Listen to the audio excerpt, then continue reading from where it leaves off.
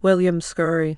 William Charles Scurry, 30 October 1895 – 28 December 1963, was an Australian soldier who invented the self-firing drip rifle while serving as a private in the Gallipoli campaign during the First World War.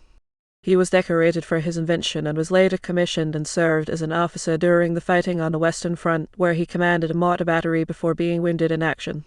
In later life, Scurry worked as an architectural modeller and orchardist before his war injuries forced him to retire. During the Second World War, he served on home service as commandant of an internment camp before retiring to civilian life following the end of the war. He died in 1963. Early life. Scurry was born in Calden, Melbourne, to William Charles Scurry, an architectural modeller, and his English wife, Bessie Scurry née Preston. He attended a Scott Fayos State School before working for his father's firm.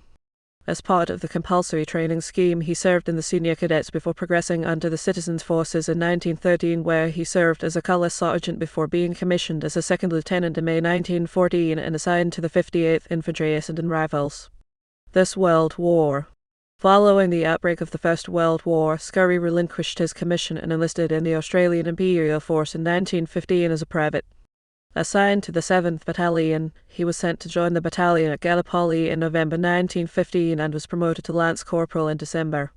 Shortly after his arrival, the Allies decided to evacuate the peninsula, and Scurry, along with his friend Alfred Bundy Lawrence, developed the self-firing rifle, which works simply by having water from one bully beef tin drip into a lower tin. When the water in the lower tin, which was attached to the trigger of the rifle, reached a certain weight, the rifle was fired. This ruse led to the Turkish defenders believing that there were still troops opposing them, even after the soldiers had been evacuated.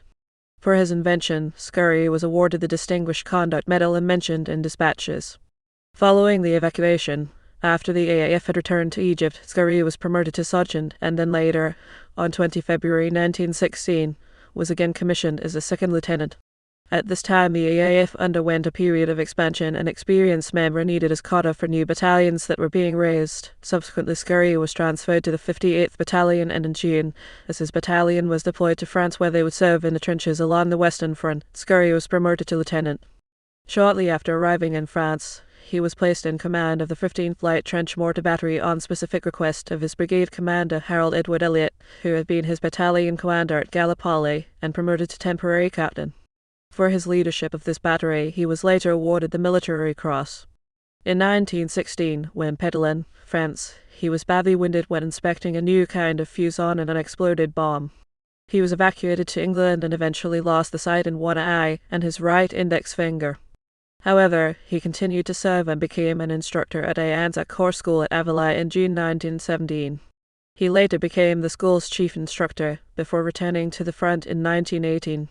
Later life. Following the armistice, Scurry returned to Australia in 1919 and he became engaged to Doris Barry, an army nurse he had met while in France. The couple were married in 1920 and later had 4 children. He returned to his father's firm. However, in 1923, as his vision failed, he was forced to give up working as an architectural modeller. He subsequently moved to Sylvan, where he became an orchardist before his injury forced him to give up this work also. During the Second World War, Scurry re-enlisted in the army on 5 September 1940 and served with the 17th Garrison Battalion with the rank of captain, before later taking up the post of commandant of the Tatura internment camp, then with the rank of major. He was discharged on 8 October 1945 and retired to Croydon, where he died on 28 December 1963 of a coronary occlusion. He was later interred at Lilydale Cemetery.